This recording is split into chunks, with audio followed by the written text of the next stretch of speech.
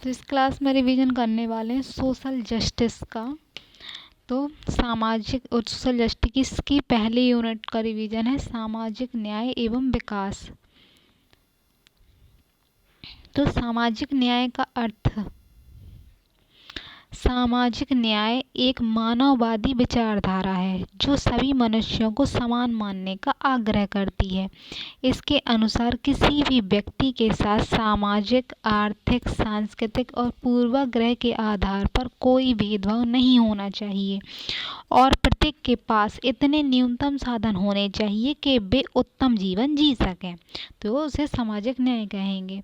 अर्थात समाज के अंतर्गत धन, अधिकार एवं अवसरों का न्यायपूर्ण वितरण को सामाजिक न्याय की संज्ञा दी जाती है। अब विकास का अर्थ क्या है? तो विकास क्या है? एक ऐसी प्रक्रिया है विकास जिसके द्वारा कोई देश विकास क्या है? तो ऐसी प्रक्रिया जिसके द्वारा कोई देश उच्च भौतिक रहन सहन का स्तर, उच्च स्वास्थ्य स्तर, उच्च आयु प्रत्याशा और उच्च शिक्षा का स्तर और केंद्र शक्ति जो है उसकी शक्ति का विकेंद्रण आदि को प्रकृति एवं विश्व समुदाय के साथ सामंजस्य बनाते हुए प्राप्त करने का प्रयास करता है। तो उसे विकास कहते हैं। विकास मतलब सबका विकास, के वो रहन सहन अच्छा हो, शिक्षा, स्वास्थ्य, आयु प्रत्याशा अच्छी हो और शक्तियों का विकेंद्रीकरण भी हो और विश्व समुदाय के साथ सबको हर चीज़ बांटी जाए, सामंजस्य किया जाए, तो ऐसे प्राप्त करने का प्रयास किया जाए तो उसे विकास कहेंगे। इस तरह विकास की अवधारणा के अंतर्गत निम्नलिखित तत्वों को शामिल किया जा सकता है। विकास में आर्थिक वृद्धि के रूप में, विकास को किस तरह से मापा जाता है कि आर्थिक वृद्धि के रूप में, और जीवन की गुणवत्ता में सुधार के रूप में, फिर सामाजिक न्याय के रूप में, यानी समाज में न्याय भी हो और जीवन की गुणवत्ता अच्छी हो, आर्थिक वृद्धि भी हो रही हो, सतत विकास के रूप में, और अंतर्राष्ट्रीय मांगों को ध्यान में रखते हुए अर्थात विश्व विकास पर बल देते हुए। तो ये सारे विकास के तत्व हैं कि उनमें ये चीज़ें होनी चाहिए। विकास का मॉडल, तो विकास के मॉडल हैं पूंजीवादी मॉडल, समाजवादी मॉडल और मिश्रित मॉडल। 3 तरह के मॉडल हैं। विकास के मॉडल के आधार पर दुनिया की संकल्पना 3 आधार पर है: प्राथमिक दुनिया के देश, द्वितीय दुनिया के देश और तीसरी दुनिया के देश। अब विकास स्तर के आधार पर विश्व का 3 वर्गों में विभाजन हुआ है, यानी विकासशील देश हैं, विकास के स्तर पर विकासशील हैं जो विकसित भारत जैसे देश हैं, फिर विकसित देश हैं जो अमेरिका, यूरोप जैसे देश हैं, और अविकसित देश हैं जो अभी अफ्रीका में जैसे देश हैं जो अल्प विकसित हैं अभी। अब है विश्व के देशों द्वारा विकास के लक्ष्यों पर संयुक्त रूप से निर्धारण, कि विश्व के जो देश हैं उनके विकास के क्या लक्ष्य हैं तो उसके आधार पर देशों ने निर्धारण किया है। तो इसमें विकास में सामाजिक न्याय की संकल्पना पर अलग अलग देशों ने, समाज में न्याय कैसे हो विकास के आधार पर, तो सामाजिक न्याय की संकल्पना पर अलग अलग देशों ने अपने अपने तरीके से मानवतावाद के उदय के साथ देना है शुरू किया, अपने अपने मानवता के बाद बल देना अपने शुरू किया, तरीके बताए अपने। और आर्थिक संदर्भ में सामाजिक न्याय पर बल यूरोप में समाजवादी आंदोलन के बाद शुरू हुआ।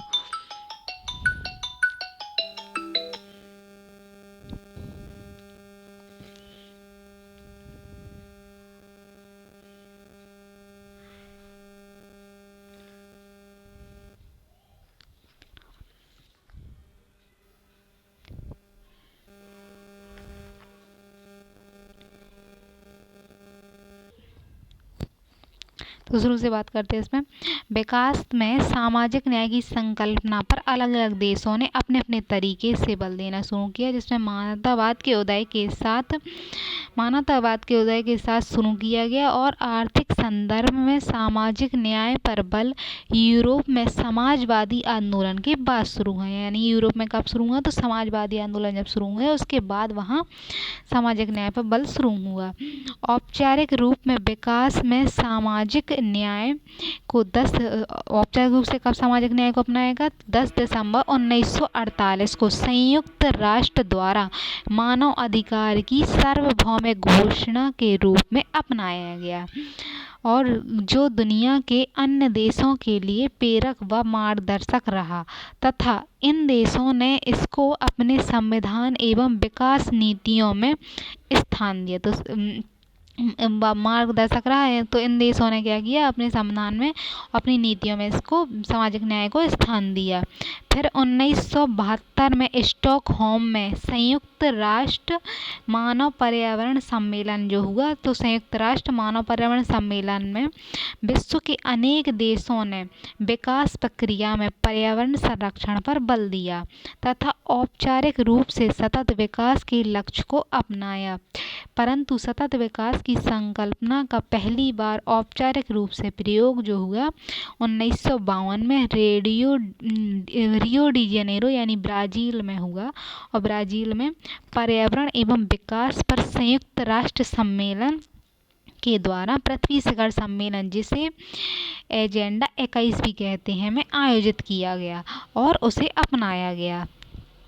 फलतः दुनिया के देशों द्वारा अपनी विकास नीति में सतत विकास की संकल्पना को औपचारिक रूप से लागू किया गया और विकास की प्रक्रिया में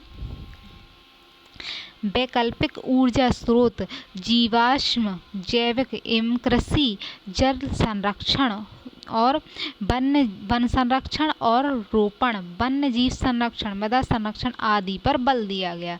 तो ये सारे उपाय अपनाए गए। अब है विश्व विकास और मिलेनियम डेवलपमेंट गोल जो है, तो विश्व विकास की संकल्पना का व्यवस्थित प्रयोग, जब विश्व विकास की जो संकल्पना है तो उसका व्यवस्थित प्रयोग संयुक्त राष्ट्र के वर्ष 2000 के मिलेनियम शिखर सम्मेलन में हुआ। तो इस संकल्पना का प्रयोग 2000 में विश्व मिलेनियम शिखर सम्मेलन हुआ, तो उसमें हुआ जिसमें 2015 तक के लिए 8 वैश्विक लक्ष्य चुने गए थे, जिन्हें मिलेनियम डेवलपमेंट गोल कहा जाता है। इसमें 2015 तक 189 देशों और 22 अंतर्राष्ट्रीय संस्थाओं द्वारा 8 लक्ष्यों की प्राप्ति का संकल्प लिया गया। तो 189 देश थे, उसमें 22 अंतर्राष्ट्रीय संस्थाएं थी और 8 लक्ष्य प्राप्त करने थे, जिसमें भुखमरी और गरीबी को समाप्त करना था, सार्वजनिक प्राथमिक शिक्षा, सार्वजनिक और सबको सार्वजनिक शिक्षा प्राप्त कराना था, लिंग समानता और महिला सशक्तिकरण करना, फिर शिशु मृत्यु दर कम करना, मातृत्व स्वास्थ्य को बढ़ावा देना, HIV, मलेरिया तथा अन्य बीमारियों से छुटकारा दिलाना और पर्यावरण सततता यानी पर्यावरण को सुरक्षित रखना और वैश्विक विकास हेतु संबंध स्थापित करें। विश्व का विकास हो तो उनके बीच संबंध स्थित करने के लिए 8 लक्ष्य अपनाए गए थे। बड़ी बड़ी बातें हैं इसमें। सतत विकास लक्ष्य यानी सस्टेनेबल डेवलपमेंट गोल, SDG कहते हैं इन्हें शॉर्ट में। संयुक्त राष्ट्र सभा की 7वीं बैठक 2015 में या 2015 के पश्चात विकास एजेंडा यानी ट्रांसफॉर्मिंग ओवर वर्ल्ड 2030 तक के लिए, 2015 के पश्चात अपनाए गए जे सतत डेवलपमेंट गोल 2030 तक के लिए इस एजेंडा वार सस्टेनेबल डेवलपमेंट गोल को निर्धारित किया गया। तो ये 8 लक्ष्य पूरे नहीं हो सके थे और फिर इसे 2030 तक के लिए सस्टेनेबल डेवलपमेंट गोल जे अपना लिए गए, जहां भारतीय प्रधानमंत्री ने 2015 के पश्चात विकास एजेंडे पर बोलते हुए विश्व के देशों को इन लक्ष्यों की प्राप्ति हेतु आह्वान किया और 150 देशों ने इसमें हिस्सा भी लिया।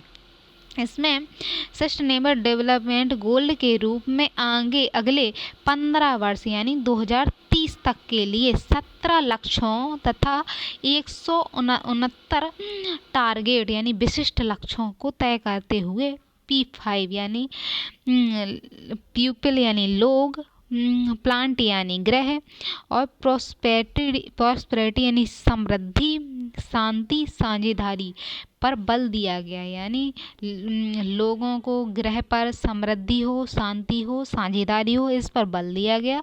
जो निम्नलिखित है, अब गोल्ड जो दिए गए वो निम्नलिखित इस तरह से हैं, यानी नो पॉवर्टी यानी गरीबी के सभी रूपों को पूरे विश्व से समाप्त किया जाए। पहला गोल गरीबी मिटाने पर है।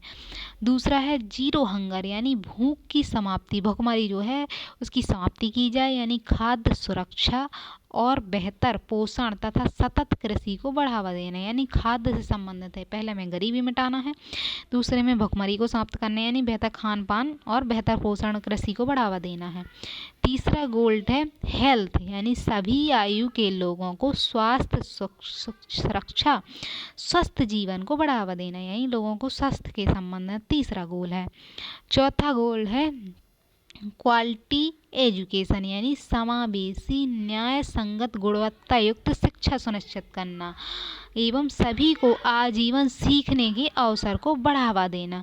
तो चौथा शिक्षा से संबंधित, पहला गरीबी, दूसरा भुखमरी, गरीबी, फिर दूसरा भुखमरी, फिर तीसरा स्वास्थ्य, चौथा शिक्षा। पांचवा है जेंडर इक्वालिटी यानी लैंगिक समानता को प्राप्त करने के साथ सभी महिला लड़कियों को सशक्त बना। तो लैंगिक समानता वाला गोल पांचवा है। अब छठवां गोल है, इसमें है सभी के लिए स्वच्छ एवं पानी के सतत प्रबंधन की उपलब्धता सुनिश्चित करना। तो इसमें क्लीन वाटर के साथ संबंधित है। क्लीन वाटर यानी सभी के लिए स्वच्छ पानी की प्रबंधन सुनिश्चित करना, छठवां गोल है। सातवां गोल है सस्ती विश्वसनीय ऊर्जा और आधुनिक ऊर्जा तक पहुंच सुनिश्चित करना, छठवां पानी संबंधित है। सातवां ऊर्जा क्लियर एनर्जी यानी सस्ती और सुरक्षित ऊर्जा प्राप्त करना, तो ऊर्जा संबंधित है। फिर है सभी, आठवां है सभी के लिए सतत समावेशी आर्थिक विकास, सतत समावेशी आर्थिक विकास करना है, यानी इकोनॉमिक ग्रोथ सभी के लिए सही हो और पूर्ण उत्पादक रोजगार एवं बेहतर कार्य को बढ़ावा देना।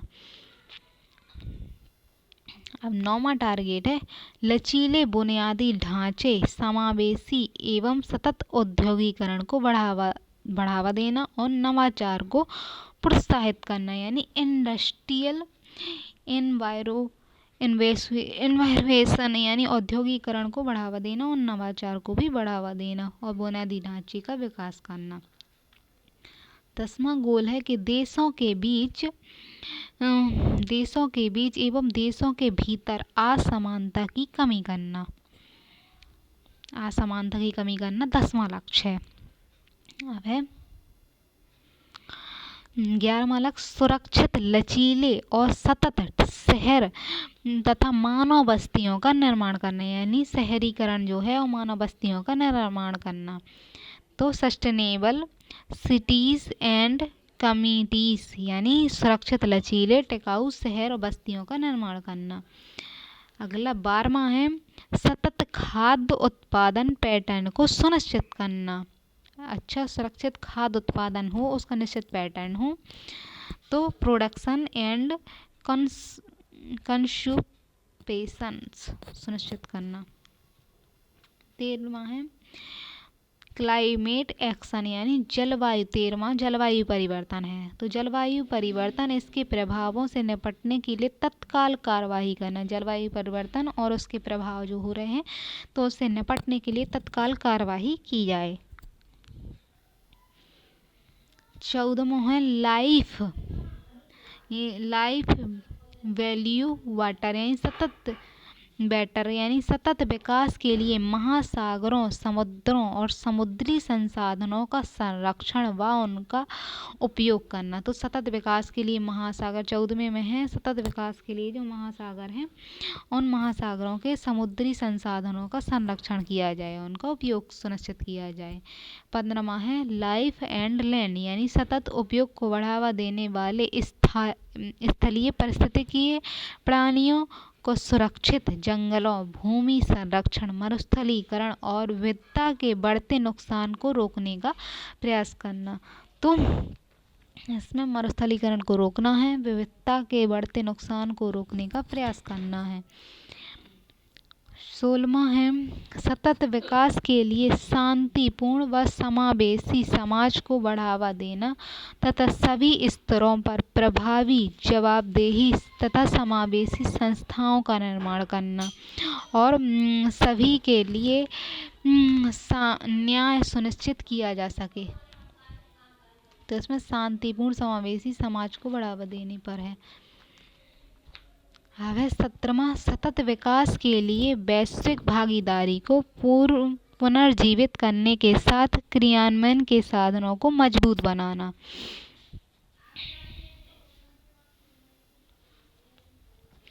एसडीजी का महत्व, तो संतुलित विकास की दशा में सामाजिक जुड़ाव संभव हो।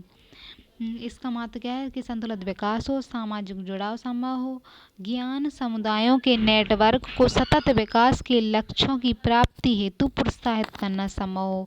यानी ज्ञान समुदाय के जो नेटवर्क है उनके सतत विकास के लक्ष्यों के लिए प्राप्ति हेतु प्रोत्साहित करना संभव। फिर हितधारकों यानी समुदाय के नेता, राजनीतिज्ञों, मंत्रालयों, एनजीओ, धार्मिक समूहों, दानदाता और संगठन और राष्ट्रीय समूह आदि जो हैं के नेतृत्व को एकजुट करने में सहायता करना। तो ये काम है इनका। फिर अगला महत्व है कि दबाव समूहों के द्वारा, यानी जो पार्टियां हैं जो समूह के दबाव समूह के द्वारा या जनता द्वारा नेतृत्व पर दबाव बनाना एवं उसे गतिशील बनाना। तो विकास के लक्ष्यों की प्राप्ति को गति को तीव्र करना तथा सामाजिक न्याय से युक्त समावेशी विकास की गति को तीव्र करना। यानी विकास के लक्ष्य भी गतिशील रहें और समाज में सामाजिक न्याय से युक्त समावेशी विकास को भी गति मिलती रहे। फिर वैश्विक स्तर पर विश्व में सामाजिक न्याय की स्थापना और विश्व के देशों के बीच असमानता की समाप्ति संभव हो। असमानता की समाप्ति संभव बनाना। फिर रूढ़िवाद, आतंकवाद, उग्रवाद आदि जैसे वैश्विक समस्याओं का समाधान संभव हो। पर्यावरणीय समस्याओं का समाधान एवं पारिस्थितिकी संतुलन की स्थापना संभव हो। पर्यावरण की समस्याओं का समाधान हो और पारिस्थितिकी संतुलन भी संभव हो। अब है एसडीजी के लक्ष्यों की प्राप्ति हेतु के समक्ष चुनौतियां। उसके समक्ष क्या चुनौतियां हैं? तो सतत विकास लक्ष्य एसडीजी जो हैं उनके समक्ष क्या है? विश्व स्तर पर सामाजिक जुड़ाव की समस्या है और विभिन्न देशों का निजी स्वार्थ भी है। फिर विभिन्न हित समूहों जैसे श्रमिक हैं, बिजनेसमैन हैं, एनजीओ आदि के सबके अपने अपने स्वार्थ जुड़े हुए हैं। वैश्विक संगठनों के असंतुलित स्वरूप यानी विकसित देशों के पक्ष में है। वैश्विक संगठन है जो वो विकसित देशों के पक्ष में ही निर्णय लेते हैं। फिर गैर लोकतांत्रिक देश एवं उनका समकालीन औचित्य। गैर लोकतांत्रिक देशों में उनका समकालीन में क्या औचित्य है ये निर्धारित नहीं है। फिर विकसित और विकासशील देशों के पास वित्त और तकनीक की समस्या है। यानी अविकसित जो देश हैं और विकासशील देश हैं उनके पास तकनीक नहीं है और वित्त, तो वो सस्टेनेबल डेवलपमेंट गोल को किस तरह जल्दी पा सकते हैं, तो ये समस्या है। और इस आगे की समस्या है नरम राज्य यानी कमज़ोर अगर सरकार है तो वो इन लक्ष्यों को नहीं प्राप्त कर पा रहे हैं। फिर रूढ़िवाद, आतंकवाद, उग्रवाद एवं वैश्विक स्वरूप है इनका, विश्व में इनका ये हर जगह मिलते हैं। फिर गिरता नैतिक स्तर है, नैतिक स्तर भी लोगों का अच्छा नहीं है और गिरता जा रहा है। फिर अविकसित एवं विकासशील देशों की परंपरागत और सामाजिक समस्याएं, उनमें परंपराएं भी चली आ रही हैं कुछ और समाज की भी समस्याएं बनी हुई हैं, तो लक्ष्यों की प्राप्ति में कठिनाई उत्पन्न करती हैं। अब है देश के भीतर की अपनी निजी समस्याएं जैसे भ्रष्टाचार है। फिर कोविड-19 जैसी वैश्विक महामारी भी आ गई तो देशों को थोड़ा पीछे कर दिया उन्होंने, तो ये समस्याएं हैं। अब है एसडीजी को सफल बनाने हेतु सुझाव। तो उपरोक्त चुनौतियों और कमियों को दूर करके ही सस्टेनेबल डेवलपमेंट गोल की अपेक्षित प्राप्ति की संभव बनाए, अब मतलब उनको प्राप्त करने को संभव बनाया जा सकता है। इन चुनौतियों को समाप्त कर दिया जाए तो, कमियों कम कर दिया जाए तो। अब है सस्टेनेबल डेवलपमेंट गोल इंडेक्स। तो इंडेक्स का PDF यही है कि सस्टेनेबल डेवलपमेंट गोल इंडेक्स के इंडेक्स है 2018 का जो इंडेक्स निकला, उसमें निकला कि जुलाई 2018 में UN द्वारा जारी किया गया। इसमें UN के 193 देशों में से 156 देशों को शामिल किया गया। तो UN के जो 193 देश हैं इनमें 156 देशों को शामिल किया गया, जिसमें क्या है, इसमें रैंक बताई गई है किसने कितने प्राप्त किए हैं। तो इसमें स्वीडन जो है 85%, डेनमार्क 84% रैंक निर्धारित की गई। यानी रैंक सबसे पहली रैंक स्वीडन की है, दूसरी डेनमार्क की है। तो स्वीडन ने 85%, डेनमार्क ने 84% और तीसरी रैंक फिनलैंड की है, तो उसने 83 और 112वीं रैंक इंडिया की है। सो उसने 59.1% इन लक्ष्यों को प्राप्त करने में काम किया है। फिर दूसरी रिपोर्ट ये है सस्टेनेबल डेवलपमेंट गोल इंडेक्स की दूसरी रिपोर्ट 2020 की रिपोर्ट है। तो 2020 में रैंक में स्वीडन है, फिर डेनमार्क है, फिनलैंड है। इंडिया का स्थान 117वें स्थान पे आया, यहाँ 112वें स्थान पे आया था, अब यहाँ 117वें स्थान पर आया। और यहाँ 61.69 पॉइंट यहाँ मतलब उसने काम किया। ये कोविड-19 के कारण उसकी रैंक थोड़ी बिगड़ गई है। और फिर यहाँ सस्टेनेबल गोल्ड इसमें इसकी रैंक है। फिर फिनलैंड आगे आ गया। भारत की रैंक देखते चलते हैं कि भारत की रैंक अब यहाँ 121वीं इंडिया की रैंक है और 60.3% इसका काम है। और इंडेक्स 2019 का है, तो उसके पहले मतलब 2022 की रैंक ये है, 20 की रैंक ये है, उसके पहले 18 की थी। तो इसकी 2019 की रैंक में 115वें में था इंडिया, 2021 की रैंक में 120वें पर है इंडिया, फिर 2023 में 122वें पर इंडिया है। तो इसकी रैंक अब सुधार हो रहा है। फिर से उसने अपनी 112वीं रैंक प्राप्त कर ली 2023 में, जो उसकी पहले थी 2018 में थी उसकी रैंक, वही उसने प्राप्त कर ली। यहाँ उसकी रैंक बिगड़ती गई इंडिया की। फिर 2018 की 14 गोल में क्या है, भारत के जो देश राज्य हैं उनमें से किस बताया गया, तो हिमाचल प्रदेश की रैंक फर्स्ट है। सस्टेनेबल गोल्ड मतलब डेवलपमेंट गोल्ड में हिमाचल प्रदेश ने अच्छा काम किया पहली रैंक पर। फिर केरल राज्य है, चंडीगढ़ है, फिर तमिलनाडु है, चंडीगढ़ की तीसरी रैंक है, केरल की दूसरी है, तमिलनाडु की चौथी है और पांडुचेरी की 5वीं रैंक है। और बॉटम सबसे नीचे में कौन है, तो सबसे नीचे में असम है, फिर बिहार है, फिर यूपी है। फिर इंडिया की ये रैंक 2018 की थी, 2019 में केरल आगे आया, हिमाचल प्रदेश दूसरे स्थान पर, अरुणाचल प्रदेश है, तमिलनाडु और तेलंगाना 5वें, तमिलनाडु तेलंगाना आगे आ रहे हैं। फिर 2021 की रिपोर्ट है, सो इसमें केरल, तमिलनाडु, हिमाचल प्रदेश दूसरी रैंक पर बने हुए हैं। रैंक 3 में अरुणाचल प्रदेश, गोवा, कर्नाटक है, चौथे में सिक्किम और महाराष्ट्र है। 2021 की रिपोर्ट है, 19-20 की रिपोर्ट है, तो इसमें 20-21 की भी है। लास्ट रिपोर्ट कौन सी है, 2020-21 है, 19-20 है, 18 है, 2023, हाँ ये वाली रिपोर्ट तो उसकी है, लेकिन फिनलैंड स्वीडन वाली, तो फिनलैंड की लास्ट रिपोर्ट 2023 की गई है। भारत की 2020-21 की रिपोर्ट ये वाली मान होगी कि केरल से पहले नंबर पे है, फिर तमिलनाडु, हिमाचल प्रदेश दूसरे पे है, अरुणाचल प्रदेश, गोवा और कर्नाटक अरुणाचल प्रदेश, गोवा, कर्नाटक तीसरी रैंक पर बने हुए हैं, सिक्किम चौथे पर और महाराष्ट्र 5वें नंबर पर बना हुआ है। तो जो 19 की रिपोर्ट है, 20-21 की रिपोर्ट इस तरह से है, यहाँ भी 20-21 की रिपोर्ट थी। तो 16 गोल प्राप्त कर रहे हैं ये लोग। बॉटम की लिस्ट है ये 2020-21 की, वो आगे वाली थी, जो नीचे वाली है पीछे से। तो बिहार पीछे से सबसे पहले नंबर पे है, फिर झारखंड पीछे से सबसे है, फिर असम पीछे में तीसरे पे है, अरुणाचल चौथे पे है और छत्तीसगढ़, उड़ीसा, नागालैंड ये हैं। इस तरह से बने हुए हैं। अब है भारत में विकास यानी डेवलपमेंट इन इंडिया। तो भारत का विकास कैसा है? स्वतंत्रता की प्राप्ति के पश्चात भारत सरकार द्वारा सामाजिक न्याय से युक्त विकसित आधुनिक भारत के निर्माण का लक्ष्य निर्धारित किया गया और इसे संविधान की प्रस्तावना में सामाजिक, आर्थिक, राजनीतिक न्याय, प्रतिष्ठा एवं अवसर की समानता, समाजवाद और लोकतांत्रिक समाज के निर्माण का लक्ष्य शामिल किया गया। इस लक्ष्य को प्राप्त करने की जिम्मेदारी राज्यों को दी गई।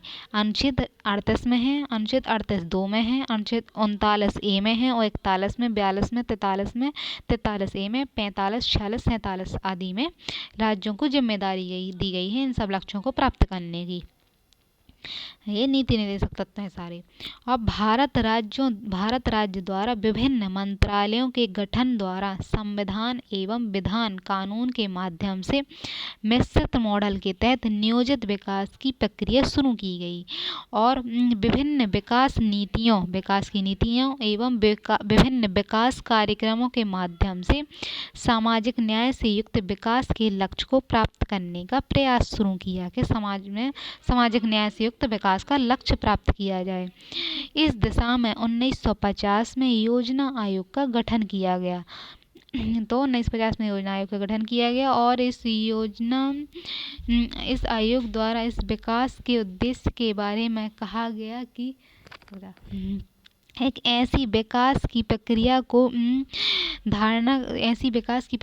धारण करना जो जीवन के स्तर को ऊंचा उठाए एवं सभी व्यक्तियों के लिए धनी बनने और विविधताओं से पूर्ण जीवन जीने के लिए अवसर प्रदान कर सके, अर्थात सामाजिक न्याय से परिपूर्ण विकास पर बात की गई।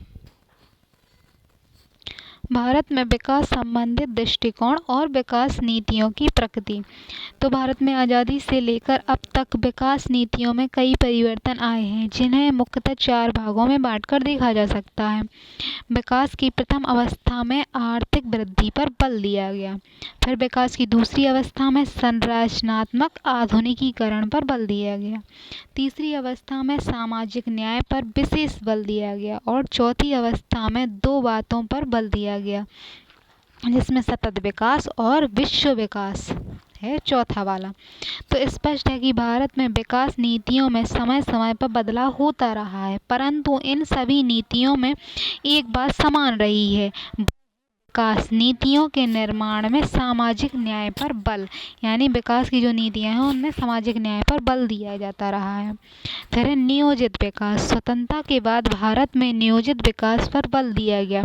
इस दिशा में योजना आयोग का गठन, राष्ट्रीय विकास परिषद का गठन और विभिन्न मंत्रालयों का गठन आदि के द्वारा नौकरशाही व्यवस्था के सहयोग से प्रयास शुरू किए गए।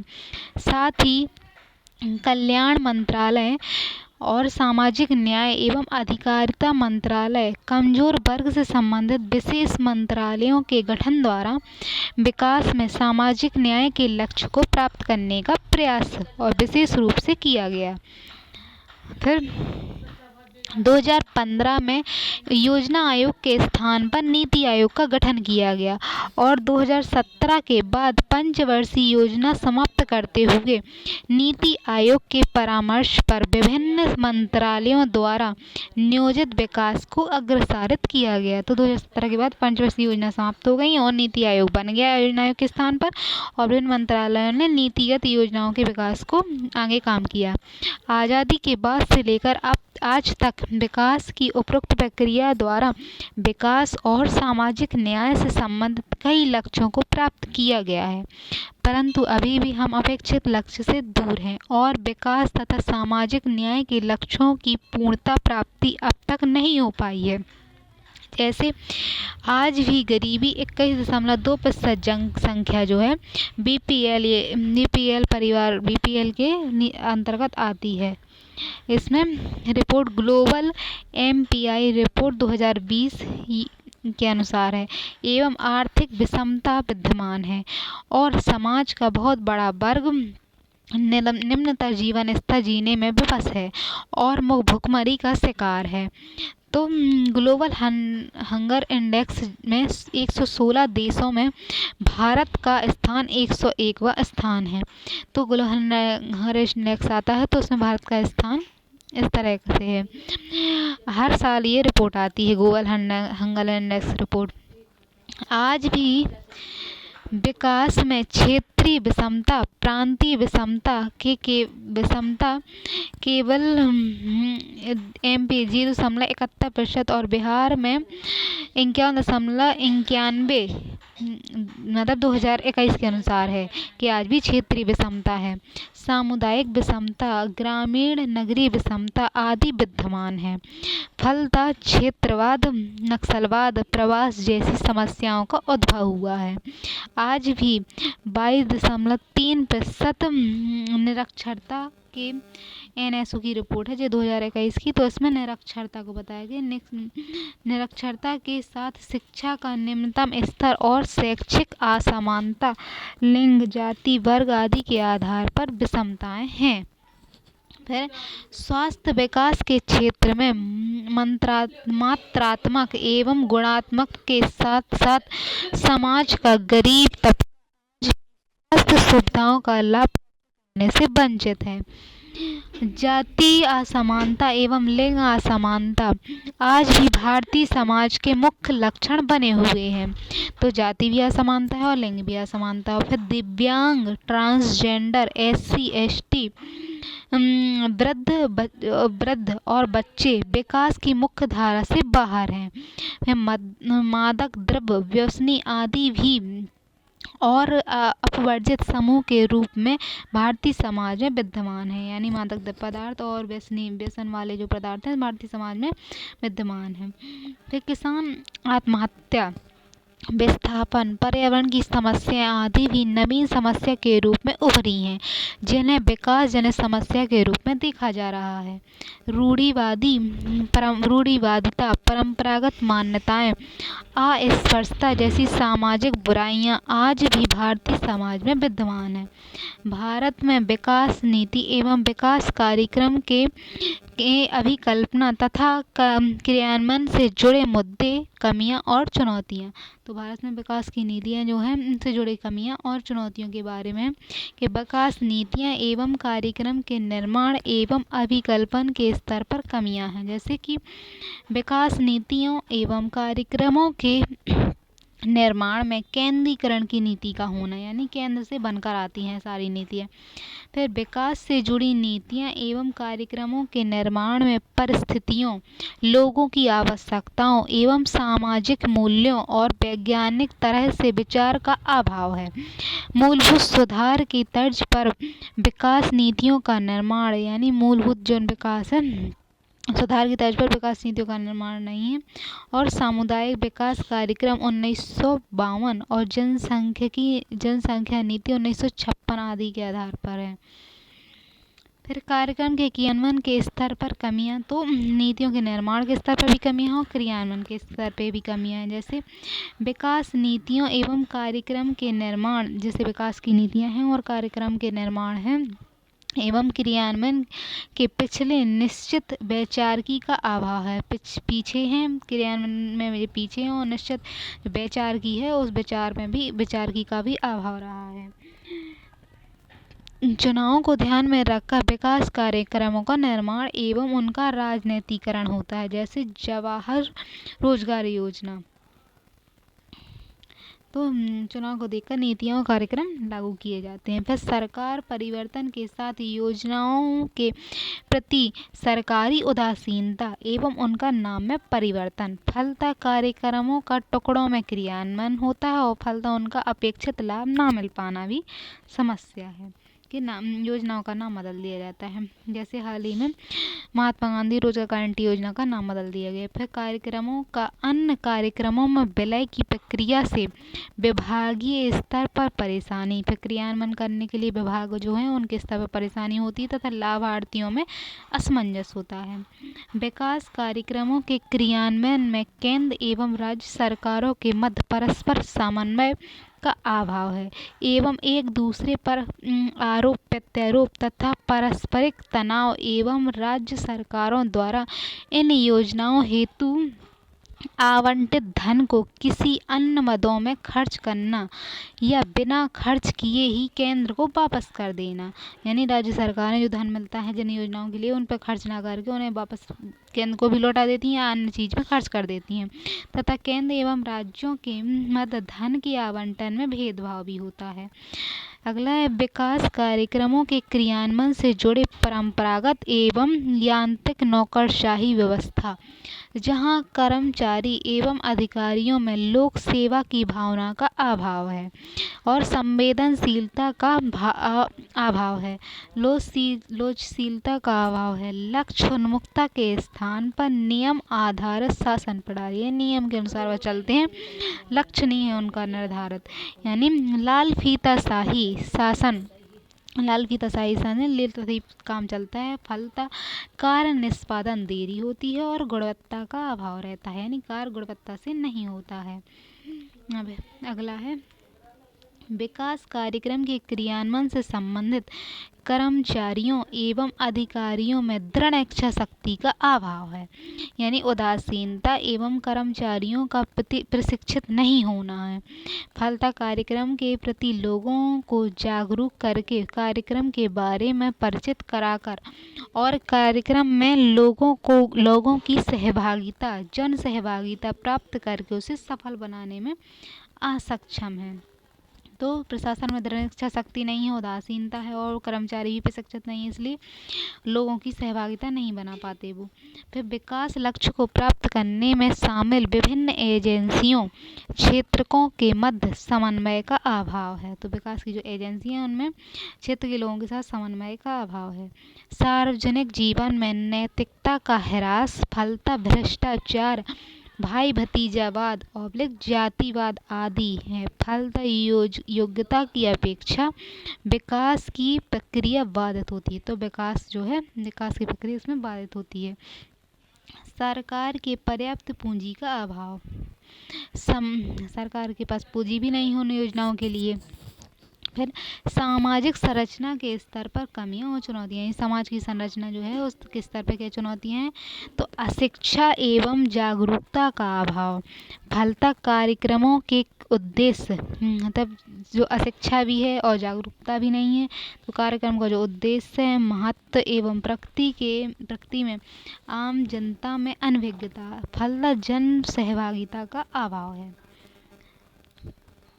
भुखमरी एवं गरीबी, फलता मानव संसाधन विकास कार्यक्रम क्षमता की निम्नतर स्थिति होती है और सरकारी योजनाओं का नवाचारी विकास की ओर उन्मुख न हो पाना और लोगों का विकास के लाभ से वंचित हो जाना। धर्म, जाति एवं लिंग असमानता, रूढ़िवादी मान्यताएं आदि परंपरागत सामाजिक सांस्कृतिक संरचना के तत्व विद्यमान है जिसके कारण क्रियान्वयन नहीं हो पाता है। फिर आधारभूत अवसंरचनाओं जैसे सड़क, संचार, कर्मचारी या कार्यालयी सुविधाओं की उपलब्धता में कमी होना। विकासपूर्ण अपेक्षाओं को लागू किए बिना विकास कार्यक्रमों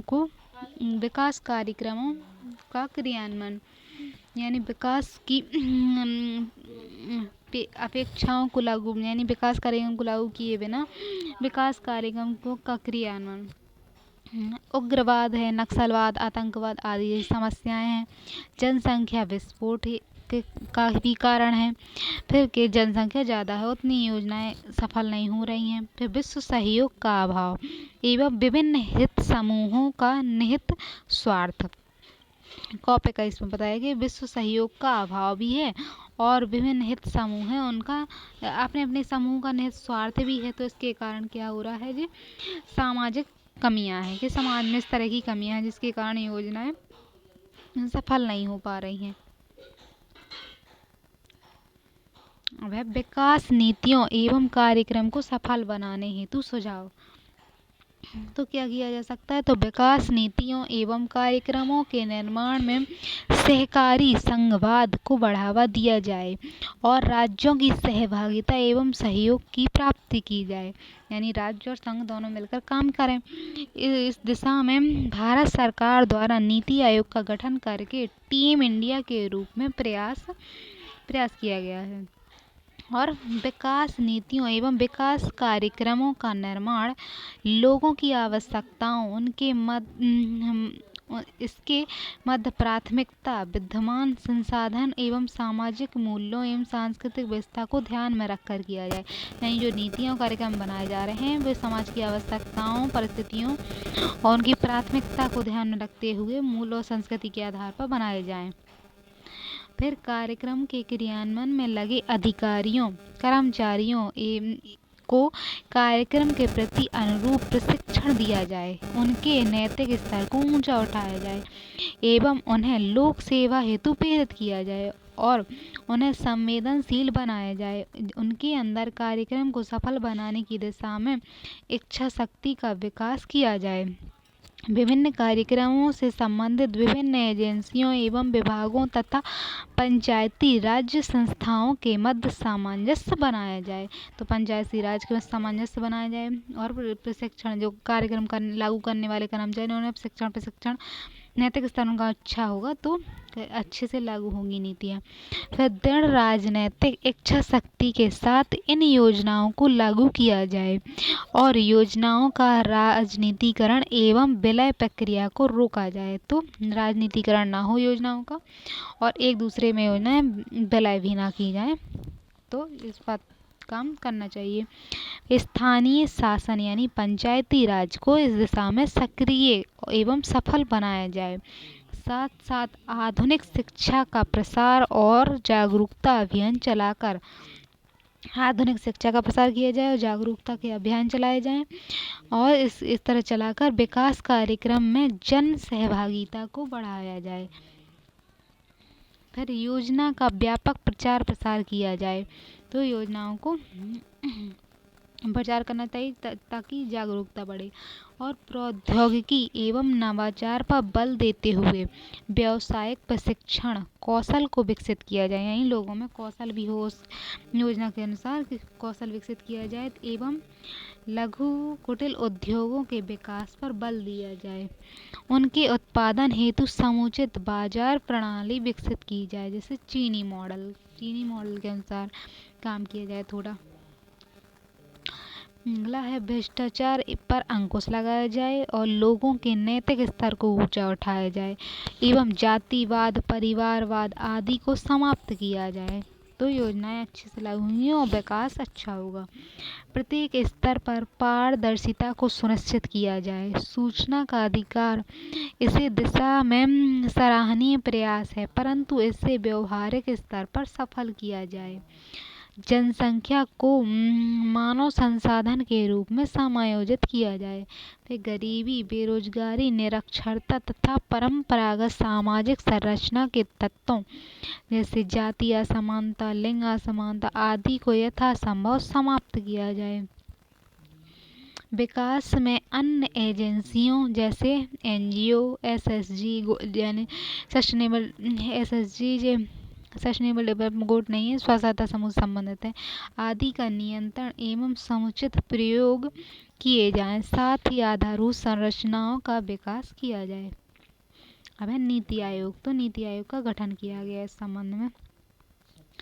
ऊपर से नीचे की ओर दिशा निर्देश की जगह नीचे से ऊपर की ओर दिशा निर्देश किए जाएं, यानी 1 जनवरी इस उद्देश्य से क्या हुआ, 1 जनवरी 2015 को योजना आयोग के स्थान पर गठित संस्था को सहकारी संघवाद को बढ़ावा देते हुए केंद्र एवं राज्य सरकारों के थिंक टैंक के रूप में सेवा प्रदान करेगा और उन्हें केंद्र एवं राज्यों को निर्देशात्मक एवं नीतिगत गतिशीलता प्रदान करेगा। तो नीति आयोग का निर्माण किया गया। नीति आयोग के कार्य क्या हैं, तो नीति आयोग है जो संसाधन केंद्र एवं ज्ञान केंद्र के रूप में कार्य करना, तो संसाधनों का केंद्र होगा और ज्ञान के केंद्र के रूप में वो काम करेगा। फिर नीतियों एवं कार्यक्रमों की रूपरेखा तैयार करना, नीतियाँ बनाता है किसी भी कार्यक्रम के लिए, संघ के लिए और राज्य के लिए, तो उनकी रूपरेखा तैयार करता है। फिर सहकारी संघवाद को बढ़ावा देना और अनुवीक्षण एवं मूल्यांकन, मतलब अनुरक्षण और मूल्यांकन करना, किसी योजना का मूल्यांकन करता है। इस हेतु नीति आयोग द्वारा यह स्वीकार किया गया कि भारत में इफेक्टिव गवर्नेंस यानी निम्न पॉपुल्स यानी की बातों पर निर्भर करता है, जैसे जन आधारित एजेंडा जो समाज के साथ व्यक्ति की आवश्यकताओं को पूरा करे, तो उनके अनुसार कार्य करता है। जो लोगों की ज़रूरतों के मुताबिक प्रोएक्टिव हो। 25 मार्च 2015 को प्रोएक्टिव गवर्नेंस एंड टाइमली इम्पोर्टेंशनल जो एक मल्टी स्टेज प्लेटफॉर्म था बनाया गया। तो इसमें जन सहभागिता अर्थात नागरिकों की भागीदारी हो, तो ऐसा सिस्टम बनाया गया इसमें जन सहभागिता हो और नागरिकों की भागीदारी हो। विकास में समाज के सभी समूहों का समावेश हो, यानी विकास में सभी समूह शामिल हों। हमारे देश की युवाओं को अवसर की समानता मिले। पर्यावरण सुरक्षित रखते हुए सतत विकास को बढ़ावा दिया जाए और पारदर्शिता जो प्रौद्योगिकी के प्रयोग में सरकार को अधिक जवाबदेह एवं पारदर्शी बनाया जाए। तो जो पारदर्शिता हो, प्रौद्योगिकी के प्रयोग में सरकार को जवाबदेह और पारदर्शी बनाया जाए। इस हेतु नीति आयोग द्वारा 2 केंद्र हब का निर्माण किया जा चुका है, जो निम्न है, जैसे नॉलेज एवं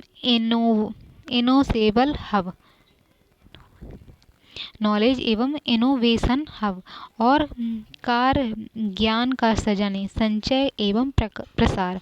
तो कार्य और ज्ञान का सृजन करना और उसका संचय एवं प्रसार करना। दूसरा है, एक पहला जो नॉलेज इनोवेशन हब है, दूसरा टीम इंडिया हब, यानी कार्य जो है सहकारी संघवाद के लक्ष्य की दिशा में कार्य करते हुए राज्य, केंद्र तथा ज्ञान नवप्रवर्तन हब के बीच तालमेल बिठाना, यानी केंद्र और राज्य के बीच ज्ञान और ज्ञान है जो नव परिवर्तन हो जाए उसके बीच क्या करना, तालमेल बिठाना एवं योजनाओं एवं कार्यक्रमों की रूपरेखा तैयार करके, तो कार्यक्रम हैं उनकी योजनाएं हैं उनको एक रूपरेखा तैयार करने के अधिदेश को क्रियान्वित करना। अब नीति आयोग के नॉलेज एंड इनोवेशन हब द्वारा अटल इनोवेशन मिशन तथा self employment and talent utilisation यानी स्वरोजगार और प्रतिभा का उपयोग के तत्वाधान में नवाचार एवं उद्यमिता के क्षेत्र में मार्गदर्शन किया जा रहा है। तो अटल इनोवेशन हब जो मिशन है उसका स्वरोजगार और प्रतिभा का उपयोग करते हुए मतलब नवाचार और उद्यमिता के क्षेत्र में मार्गदर्शन किया जा रहा है। देश में नवाचार पत्रिका को पर्याप्त बढ़ावा देने एवं उद्यमशीलता की भावना को उत्प्रेरित करने के लिए केंद्रीय वित्त मंत्री अरुण जेटली द्वारा 2015-2016 में नीति आयोग ने अटल नवाचार मिशन और स्वरोजगार एवं प्रतिभा उपयोगिता की क्रमशः 500 करोड़ रुपए और 1000 रुपए की आरंभिक राशि के साथ स्थापना की घोषणा की। यानी अटल नवाचार जो था मिशन और स्वरोजगार प्रतिभा, तो इसके लिए 5000 करोड़ और 1000 करोड़ की राशि की स्थापना के साथ इसकी घोषणा की गई। अटल इनोवेशन मिशन नवाचार और उद्यमशीलता की संस्कृति को बढ़ावा देने का प्रयास है। जहां सरकार आविष्कारक और डिजाइनों के लिए अपने विचारों के साथ अपने डिजाइन तैयार उत्पादों को पेश करने का अवसर देती है। तो आविष्कार करने किसी चीज़ का और डिजाइन या विचार रखने का अवसर प्रदान कर रही है। AIM के अंतर्गत अभी तक लगभग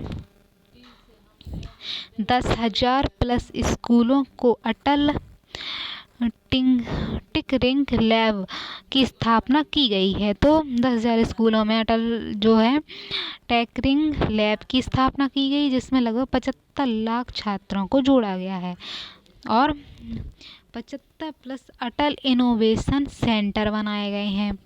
इसकी स्थापना की गई, जिसके माध्यम से 50,000 रोजगार सृजित किए गए हैं। तो अटल इनोवेशन सेंटर भी बनाए गए हैं, 75 प्लस सेंटर बनाए गए, जिसमें 50,000 लोगों को क्या है रोजगार सृजित हुए हैं। और इसमें 10,000 स्कूलों में अटल टिंकरिंग लैब बनाए गए हैं और 75 लाख जो छात्र हैं उसमें जोड़ गए हैं। अब 12 लाख प्लस नव परिवर्तन परियोजनाएं चलाई जा रही हैं। ठीक है, तो 12 लाख क्या है नव परिवर्तन परियोजनाएं चलाई जा रही हैं। ठीक है, 2000 प्लस अनुसूचित जनजाति को समर्थन दिया जा रहा है। तो 2000 प्लस जो अनुसूचित जनजाति हैं उनको समर्थन दिया जा रहा है, जिसमें से 625 का नेतृत्व महिलाएं कर रही हैं। तो 2000 में से 625 का नेतृत्व महिलाएं कर रही हैं अनुसूचित जनजातियों में। अब है AIM द्वारा मई 2022 में अटल इनोवेशन ANIC 2.0 की शुरुआत की गई। अटल इनोवेशन हब जो है 2.0 की शुरुआत की गई है। और मार्च 2023 में ATL साथी बढ़ते ATL के लिए एक स्वनिगरानी ढांचा की शुरुआत की गई है।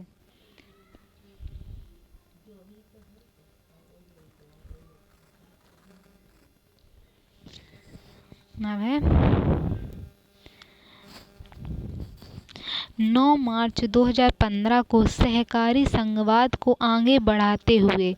तो 2009 मार्च 2015 को सहकारी संघवाद को आगे बढ़ाते हुए नीति आयोग के केंद्र टीम इंडिया के तत्वाधान में मुख्यमंत्रियों के 3 उपसमूह बनाए गए, जो निम्नलिखित थे। 2015 में बनाए गए थे टीम इंडिया के 3 उपसमूह।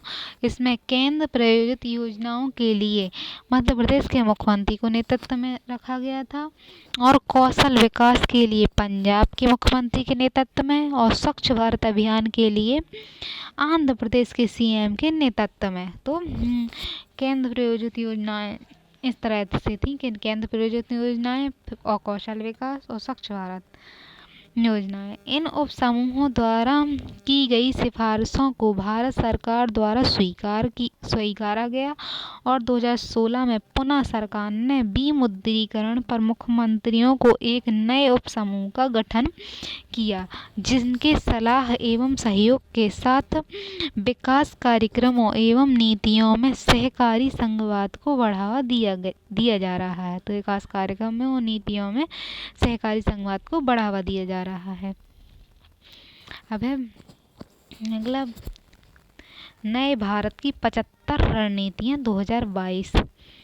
तो नए भारत जो है तो 75 रणनीतियाँ उसकी 75 स्ट्रेटजी फॉर 2022। तो नए भारत की 75 रणनीतियाँ हैं उसमें। 19 दिसंबर 2018 को नीति आयोग द्वारा आज़ादी के 75वें वर्ष 2022 तक के लिए विकास के लक्ष्य एवं रणनीतियों की घोषणा की गई, जिनको भारत के लिए 75 नई रणनीतियाँ यानी इंडिया 75 कहा गया, और इसके अंतर्गत विकास के निम्न लक्ष्यों को निर्धारित किया गया। तो 75 रणनीतियाँ नई चलाई गई और इसमें निम्न लक्ष्यों को निर्धारित किया। वो लक्ष्य इस तरह हैं।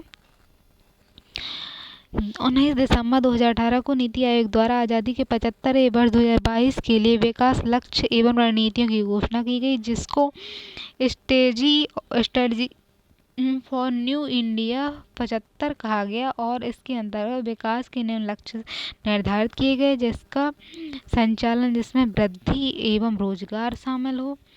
किसान की आय को दुगना करना, मतलब रोजगार को बढ़ाना, किसान की आय को दुगना करना, मेक इन इंडिया कार्यक्रम, फिर विज्ञान प्रौद्योगिकी एवं नवोन्मेषण और वित्त तकनीक एवं पर्यटन को बढ़ाना।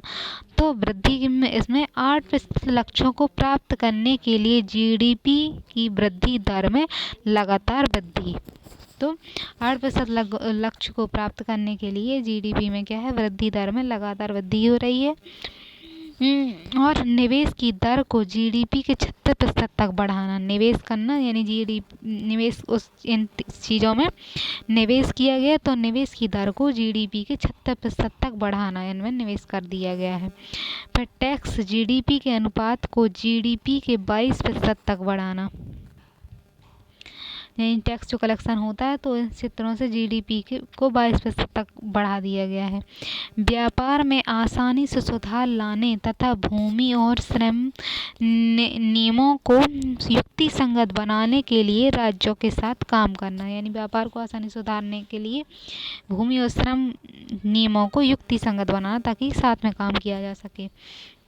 वह रोजगार व श्रम सुधार, तो इस संबंध में केंद्रीय श्रम कानूनों को पूरी तरह संहिताबद्ध करना, जो श्रम कानून है उन्हें संहिताबद्ध करना है लिखित रूप में, और महिला श्रमों की भागीदारी 30% तक बढ़ाना कि महिलाएं भी उसमें काम कर सकें।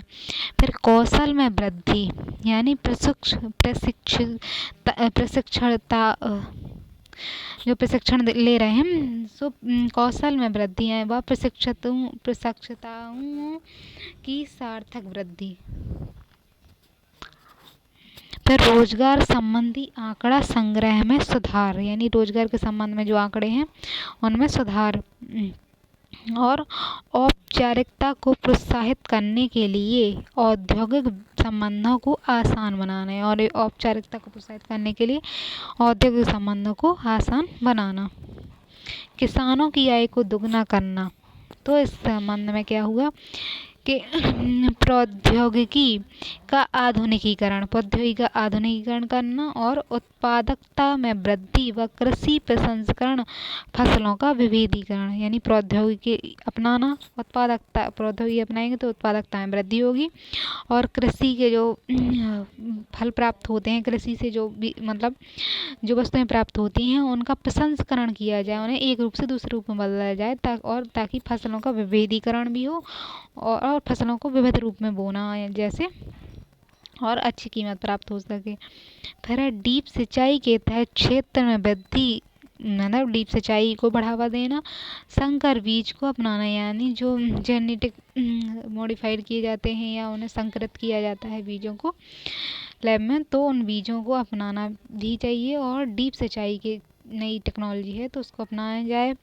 कृषि प्रौद्योगिकी प्रबंधन एजेंसियों को उन्मुख करने के लिए रणनीतिक अनुसंधान प्रसार योजनाओं को जड़ से विकसित करना, तो कृषि प्रौद्योगिकी प्रबंधन एजेंसी को इनको उन्मुख करने के लिए प्रसार योजनाओं को जड़ से विकसित करना चाहिए। फिर उच्च मूल्य की फसलों के विविधीकरण हेतु प्रोत्साहित करना, तो उच्च मूल्य वाली जो फसलें हैं उनका विविधीकरण करने हेतु प्रोत्साहित करना। किसानों की आय को दुगना करना, ऐसी नीति को बढ़ावा देना जो किसानों को मूल्य संवर्धन के अधिक हिस्से पर कब्जा करने में सक्षम बनाती हैं, तो ऐसी नीतियों को बढ़ावा देना जो किसानों को मूल्य संवर्धन के अधिक हिस्से को कब्जा करने में सक्षम देती हैं।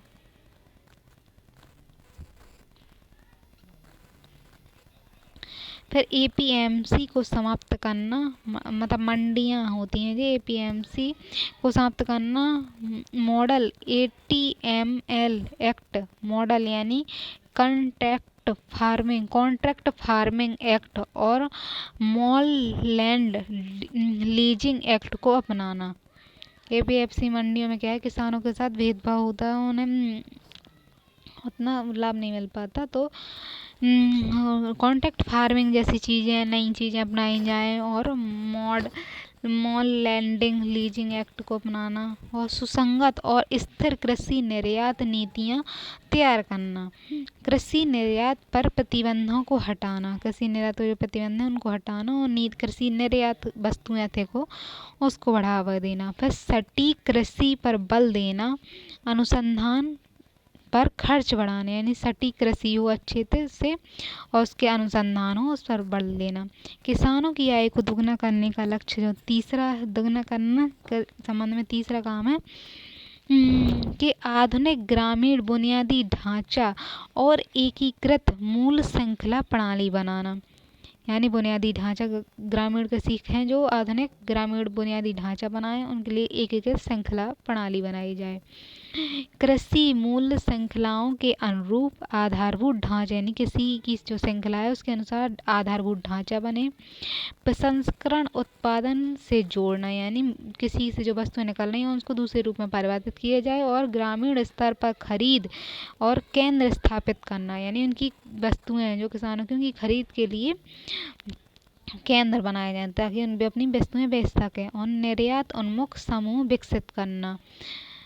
फिर उद्योग, तो विनिर्माण क्षेत्र की वर्तमान विकास दर को दोगुना करना, यानी विनिर्माण हो रहा है में जो लगी संस्थाएं हैं उनको उनकी विकास दर दुगनी हो। लघु सूक्ष्म और मध्यम उद्योगों यानी MSME के लिए प्लग एंड प्ले पार्क के साथ विनियोग क्षेत्र के आत्मनिर्भर समूह विकसित करना, यानी उद्योगों को उद्योग 4.0 अपनाने हेतु एक बड़ी पहल प्रारंभ करना।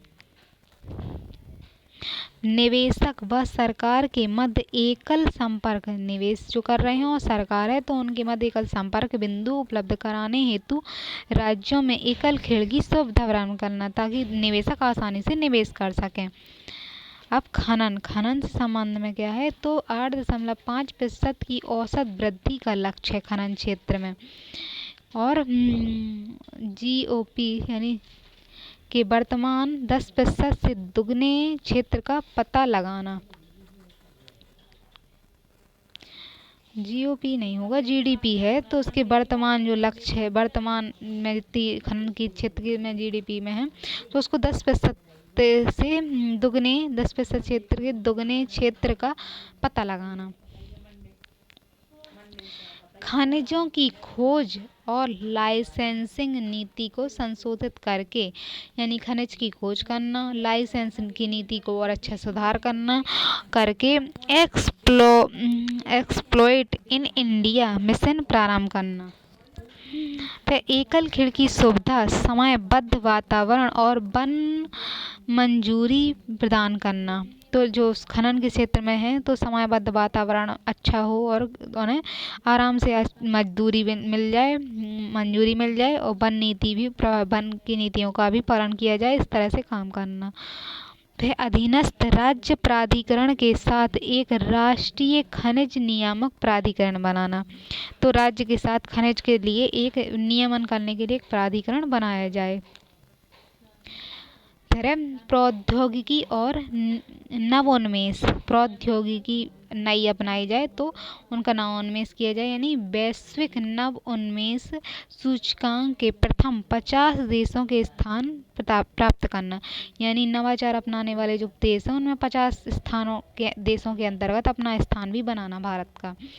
और विज्ञान के प्रबंधन को समग्र रूप से चलाने के लिए एक सशक्त नियामक की स्थापना करना, यानी विज्ञान के प्रबंधन को अच्छे से चलाने की एक नियामक बनाना चाहिए जो बताए कि कैसे काम करना है। और सार्वजनिक वित्त पोषित संस्थानों, तो सार्वजनिक वित्त संस्थान है जो वित्त पोषित संस्थानों द्वारा प्रौद्योगिकी व्यवसायीकरण को बढ़ावा देने हेतु कदम उठाना है। सार्वजनिक वित्त पोषित संस्थान है जो संस्थानों द्वारा प्रौद्योगिकी व्यवसायीकरण को बढ़ावा देने हेतु कदम उठाना।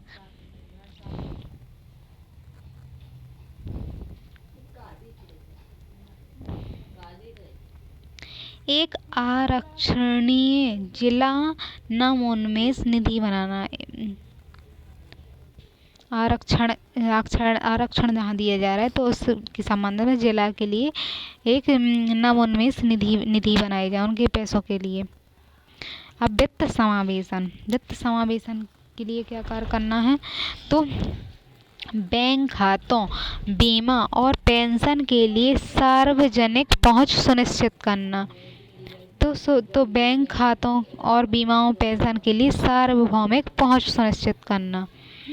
और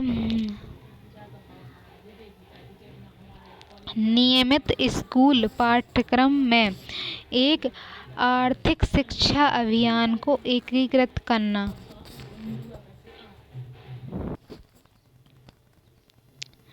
तो बैंक खातों, बीमा, पेंशन इत्यादि की सार्वजनिक पहुंच को सुनिश्चित करना वित्त समावेशन में।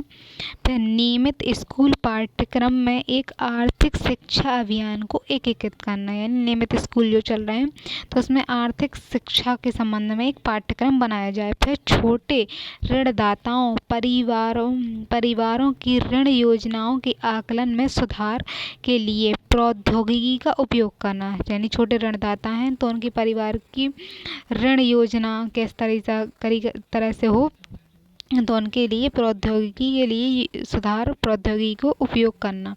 फिर ऑनलाइन, डिजिटल और पेपरलेस बैंकिंग के विकास में सुविधा उपलब्ध कराना, यानी ऑनलाइन चीज़ें को बढ़ावा देना। तो ये वित्त समावेशन के संबंध में काम करना है।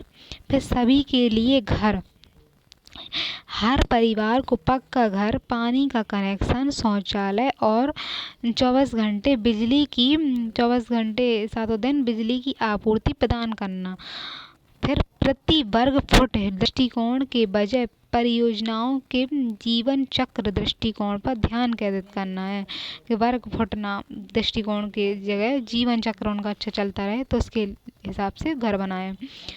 फिर केंद्र और राज्य सरकारों के बीमार घाटा पहुंचाने वाले सार्वजनिक उपक्रमों के बेकार पड़ी भूमि का उपयोग करना। तो केंद्र राज्य सरकारों के जो अलग घाटा पहुंचाने वाले सार्वजनिक उपक्रम हैं कि बेकार पड़ी भूमि का उपयोग करना है। प्राथमिकता वाले की उधारी के तहत किफायती घरों के लिए एक उप श्रेणी का विचार करना। तो प्राथमिकता श्रेणी की उधारी के जो क्षेत्र हैं उनके लिए किफायती घरों के लिए एक उप श्रेणी का विचार करना, जिन्हें मतलब शुरुआत में सबसे पहले प्राथमिकता की श्रेणी में उन्हें घर दिया जाना चाहिए, तो उनके लिए एक उप श्रेणी बनाई जाए जिसके अंदर उन्हें तुरंत घर मिले। फिर यात्रा पर्यटन, तो इस यात्रा पर्यटन में कैसे विकास किया जा सकता है, तो वैश्विक अंतर्राष्ट्रीय पर्यटक आवागमन में भारत की हिस्सेदारी 1.2% से बढ़ाकर 3% तक करना, यानी भारत में जो पर्यटन है उसको बढ़ावा दिया जाए तो विकास अच्छा होगा। फिर 100 स्मार्ट इंस्टीट्यूट डेस्टिनेशन साइट्स विकसित करना। तो 100 स्मार्ट टूरिस्ट जो हैं इस साइट हैं, यानी डेस्टिनेशन साइट, उनको विकसित करना। फिर ई वीज़ा जागरूकता अभियान शुरू करना, यानी ई मेडिकल वीज़ा के तहत अनुमत वार्षिक यात्राओं की संख्या में वृद्धि करना। तो ई वीज़ा दिया जाए ताकि यात्राएं अच्छे से हो, यात्राओं की संख्या में वृद्धि हो और पर्यटक आएँ, तो इस तरह से। और 100 ऐसे डेस्टिनेशन साइट यानी विकास करना जहाँ अच्छे स्मार्ट सिटी टाइप के हों और वहाँ लोग घूमने आएँ। तो 1 करोड़ रुपए से अधिक के पर्यटन और अवसंरचना परियोजनाओं को अवसंरचना के रूप में अधिसूचित करना। तो 1 करोड़ रुपए के जो पर्यटन स्थल हैं उन पर ऐसी सूचना विकसित करना, आधारभूत संरचना विकसित करना ताकि पर्यटन का विकास हो। फिर आधारभूत संरचना, जिसमें आधारभूत संरचनाओं का विकास जैसे ऊर्जा का विकास करना, परिवहन का विकास करना, स्मार्ट सिटी बनाना, स्वच्छ भारत अभियान और पर्यावरण एवं जल संसाधन का प्रबंधन करना। ऊर्जा यानी एनर्जी में सभी को 24 घंटे सातों दिन बिजली उपलब्ध कराना। जिसमें 175 गीगावाट अक्षय ऊर्जा उत्पादन क्षमता प्राप्त करना। तो और इनपुट टैक्स क्रेडिट सक्षम बनाने हेतु तेल, प्राकृतिक गैस, बिजली, कोयले को जीएसटी के तहत शामिल करना। तो प्राकृतिक गैस है, बिजली है, कोयला है, तो इसको जीएसटी में शामिल करना ताकि इनका उपयोग कम हो। और स्मार्ट ग्रिड और स्मार्ट मीटर को बढ़ावा देना। फिर लागत प्रभावी पावर ग्रिड संतुलन हेतु तंत्र उपलब्ध कराना।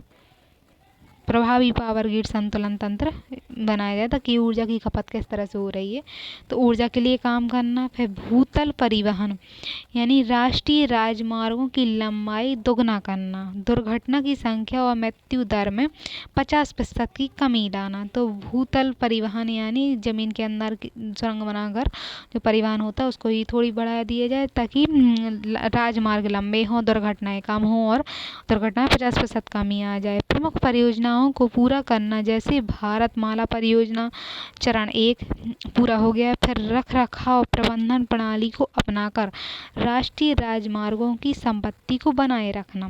तो रख रखाव करना राष्ट्रीय राजमार्गों का। सड़क और राजमार्गों के रख रखाव के लिए वार्षिक बजट 10% खर्च करना। तो सड़क और राजमार्गों के रख रखाव के लिए वार्षिक बजट का 10% तक खर्च करना।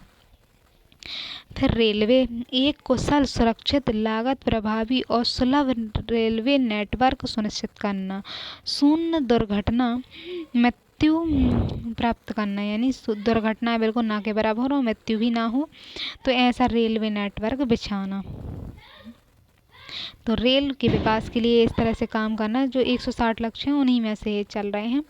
तो राजस्व उत्पन्न करने के लिए किराया संरचना और सब्सिडी को तर्कसंगत बनाना और संपत्ति का मौद्रीकरण करना।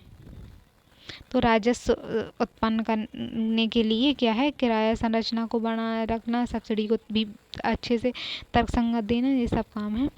डॉक्टर काकोडकर की अध्यक्षता वाली उच्च स्तरीय सुरक्षा समिति की 22 सिफारिशें लागू करना। भारतीय रेलवे के लिए एक स्वतंत्र नियामक की स्थापना करना।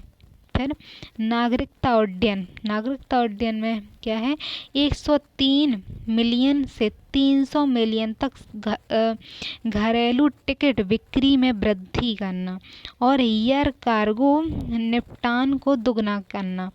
तो नागरिक उड्डयन जो होते हैं हवाई अड्डे, तो उनमें 103 मिलियन से लेकर 3000 मील तक घरेलू टिकट यानी घर के लोग यात्रा कर सकें, यानी देश के लोगों के लिए इनको एयर कार्गो निपटान को दोगुना करना। फिर UDAN के तहत हवाई अड्डों, नागरिक उड्डयन के अंतर्गत क्या है, हवाई अड्डों के निर्माण को समय पर पूर्ण करना और टियर 1 शहर के हवाई अड्डों का निजीकरण करना।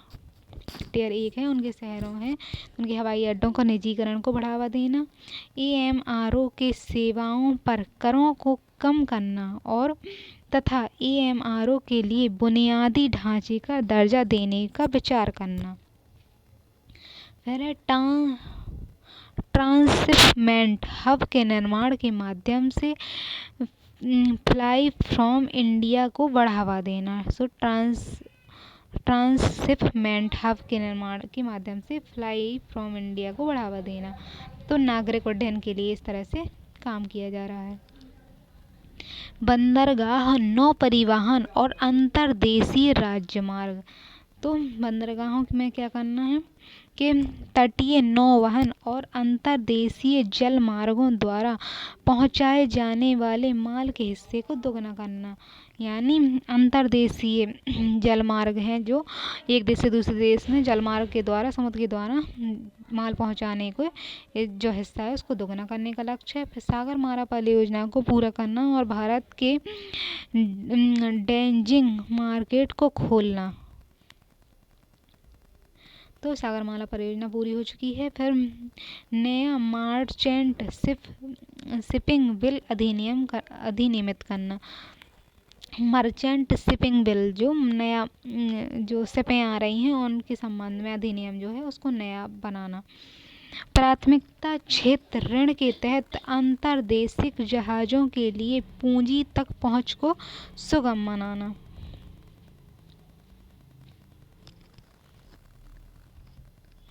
लॉजिस्टिक व्यय को जीडीपी, लॉजिस्टिक्स जो होता है यानी कि परिवहन, तो उसके जो व्यय है उसको जीडीपी के 14% के मौजूदा स्तर से 10% तक कम करना, यानी परिवहन का जो खर्च है उसको कम करना। परिवहन के विभिन्न साधनों को एकीकृत करने के लिए एक सूचना प्रौद्योगिकी सक्षम मंच विकसित करना। तो परिवहन के साधनों का एकीकरण हो सके, तो ये सड़क है, रेल है और हवाई जहाज है, जल मार्ग से जो परिवहन होता है, तो उनका एकीकरण, सूचना तैयार करना और शुल्क दर को तर्कसंगत बनाना और अलग अलग मोड में कुशल तरीके से कीमतें निर्धारित करना। एक व्यापक संस्था बनाना जो सभी यातायात आंकड़ों का संग्रह करे। फिर है डिजिटल जुड़ाव, यानी राज्यों को जिलों को डिजिटली जोड़ना, सरकारी सेवाओं को डिजिटल रूप में उपलब्ध कराना। बड़े और नज़दीकी प्रखंडों के आवंटन के लिए प्रभावी स्पेक्ट्रम का अन्वेषण करना। बड़े और नज़दीकी प्रखंड हैं, उनके आवंटन के लिए प्रभावी स्पेक्ट्रम अन्वेषण करना। फिर कॉल ड्रॉप, यानी कमजोर सिग्नल आदि का पता लगाने के लिए एक विश्वसनीय प्रणाली लगाने का विचार करना। राष्ट्रीय डिजिटल साक्षरता मिशन के माध्यम से प्राथमिक स्कूल स्तर पर डिजिटल साक्षरता पर ध्यान देना। डिजिटल प्राथमिक स्कूल स्तर है तो उसमें डिजिटल शिक्षा भी दी जाए। राष्ट्रीय डिजिटल साक्षरता मिशन के माध्यम से डिजिटल जुड़ाव पैदा करना, हर चीज़ को डिजिटल में जोड़ा जाए बस। स्मार्ट सिटी है इसमें, तो नौकरी सृजन और आर्थिक विकास को गति देना। स्मार्ट सिटी में नौकरी और आर्थिक विकास को गति देना। सेवा वितरण दक्षता में सुधार करना, सेवाएं अच्छे तक पहुंच सके। और मिलियन से अधिक जनसंख्या वाले शहरों में एक समर्पित मेट्रोपॉलिटन शहरी परिवहन प्राधिकरण की स्थापना करना, यानी 1 मिलियन से अधिक लोग रहते हैं जनसंख्या वाले शहर में, तो उसमें मेट्रो परियोजनाएं चलाई जाएं। स्मार्ट सिटी वाली शहरों में नौकरी अच्छी हो, आर्थिक विकास हो और सेवाएं भी लोगों को मिल सकें अच्छे से।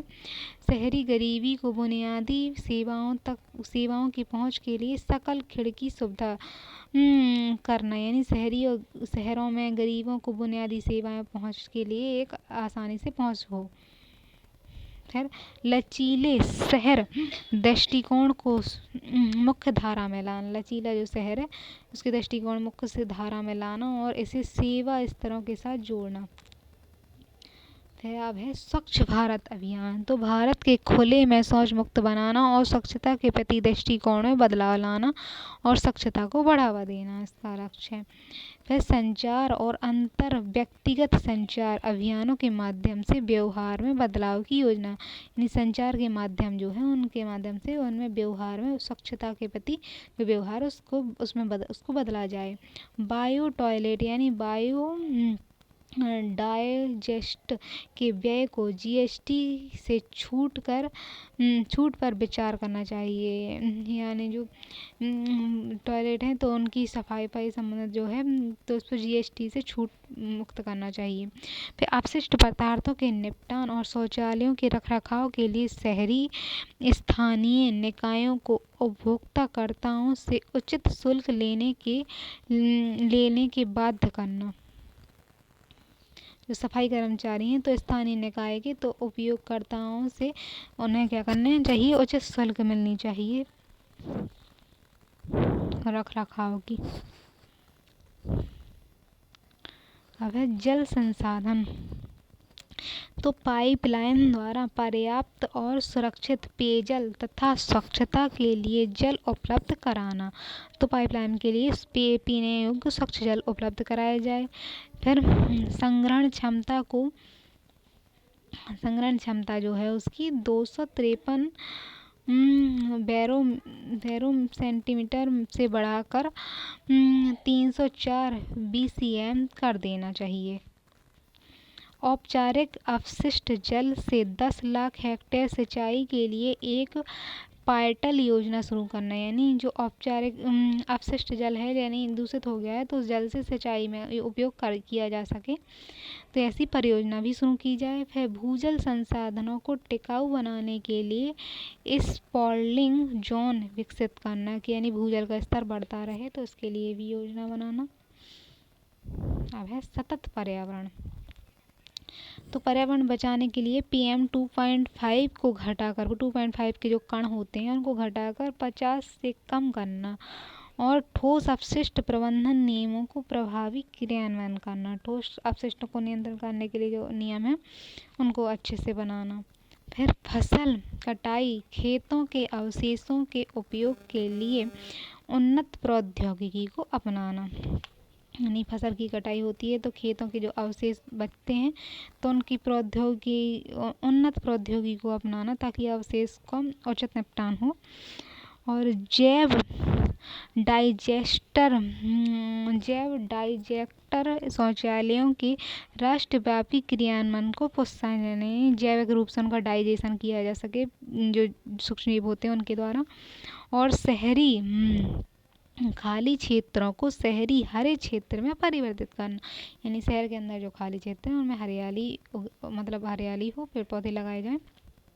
सतत पर्यावरण का वह समावेशन में क्या है, शिक्षा अच्छी हो, स्वास्थ्य हो, पोषण हो, लिंग असमानता ना हो और परंपरागत अपवर्जित समूह हो, उनका अच्छे से ध्यान रखा जाए। प्राथमिक शिक्षा तो सार्वभौमिक पहुंच और प्रतिधारण यानी रोके रखना, सीखने के परिणामों में सुधार करना। यानी सार्वभौमिक पहुंच और प्रतिधारण क्षमता को सुधार करना। शिक्षकों की योग्यता, अनुपस्थिति आदि पर नियमों को लागू करने के लिए तंत्र तैयार करना। तो शिक्षकों की योग्यता अच्छी हो और उन अनुपस्थिति आदि के नियमों लागू करने तैयार करना। फिर पब्लिक स्कूल संरचना को युक्ति संगत बनाना, व्यक्तिगत रूप से देख रेख का दायित्व देना। तो पब्लिक स्कूल जो है उनको युक्ति संगत बनाना, व्यक्तिगत रूप से देख रेख का दायित्व देना। बच्चों को व्यावसायिक कोर्स में विभिन्न भागों का विकल्प उपलब्ध कराना। उच्च शिक्षा 2016-17 के 25% अनुमान में सकल नामांकन में 75% की वृद्धि हुई है। उच्च शिक्षा में क्या है, 2016-17 में 25% अनुमान में और नामांकन में 75% की वृद्धि हुई है।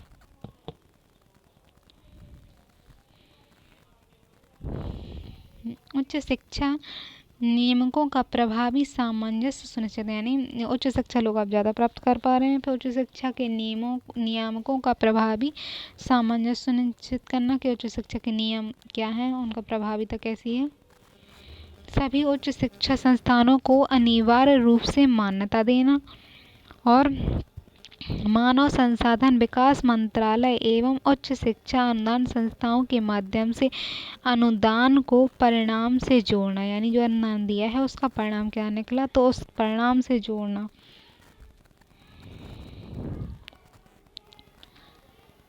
शिक्षकों की शिक्षा एवं प्रशिक्षण, शिक्षकों को भी शिक्षित और प्रशिक्षित किया जाए। तो न्यूनतम इसमें क्या है, न्यूनतम मानकों को लागू करना, यानी प्रशिक्षण सेवा में सुधार, शिक्षक अनुपस्थिति का साधन करना। शिक्षक जो अनुपस्थित होते हैं तो उनका समाधान करना कि शिक्षक जब अनुपस्थित रहते तो उनकी जगह कौन पढ़ाएगा, और शिक्षक जो पढ़ा रहे हैं उनको भी प्रशिक्षित किया जाए। संस्थाओं को मान्यता देने के लिए वस्तुनिष्ठ मापदंड विकसित करने के लिए एक समिति की स्थापना की जाए। कि कौन सी संस्था शिक्षण के योग्य है, तो उन्हें मान्यता देने के लिए समिति बनाई जाए। फिर शिक्षकों के पेशेवर विकास कार्यक्रमों को पुनर्संरचनित करना।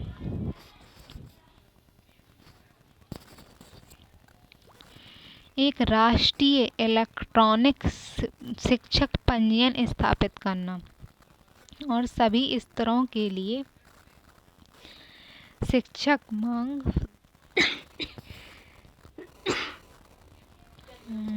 मांग पूर्वानुमान मॉडल विकसित करना। शिक्षकों की जो मांग है उसका पूर्व मॉडल क्या था, तो उनका पंजीकरण स्थापित करना इलेक्ट्रॉनिक रूप से।